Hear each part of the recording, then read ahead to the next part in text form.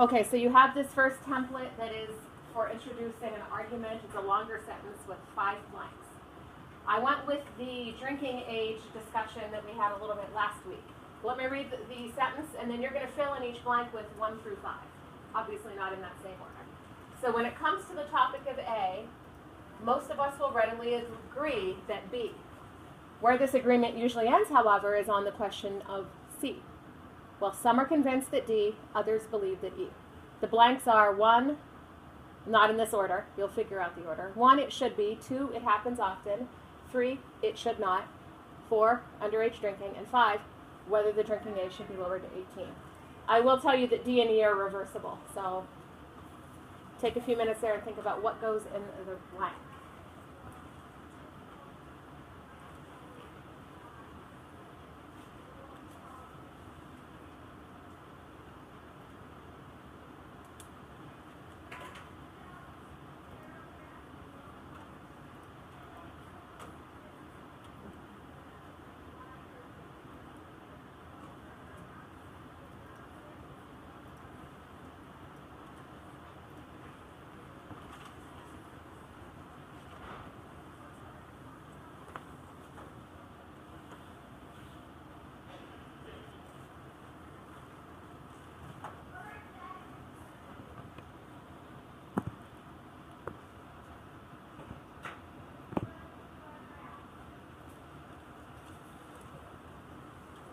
Let's hear what somebody thinks. Could you read me your numbers from top to bottom?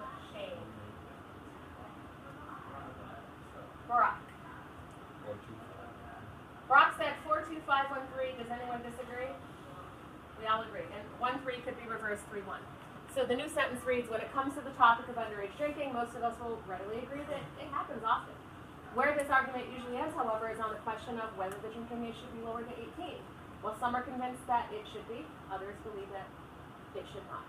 What you're going to do after I introduce this, and we need a few more minutes before we get there, is use either one of the 2 templates in the blue box, the one we just did or the other one which is similar, and fill in the blanks for a topic of your choice, or use the article about narcissism if you just want something that we are already familiar with. But if you're doing a current writing project that you could use this with, make it useful to yourself, okay?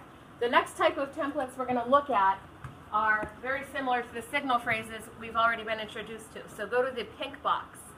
Introducing what an author says. There's a list of, 13 to 15 of these, I guess. Please know that you're filling in X and a blank, but you can reverse the blank in X.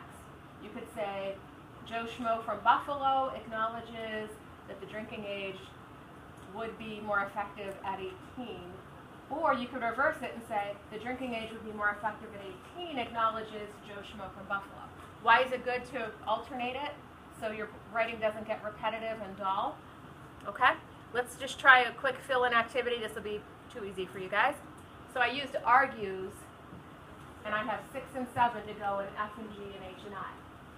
6, author of the alcohol abuse debate, Kevin Smith. 7, lowering the drinking age could result in healthier attitudes towards alcohol consumption. Should it be 6-7 or 7-6 in the first one? Good, and then the other one 6. You're going to try the same thing, but use 3 different templates, but do change the order. Don't always say the person first. Now, what person would you refer to? Any of the people referred to in the narcissism article? Mr.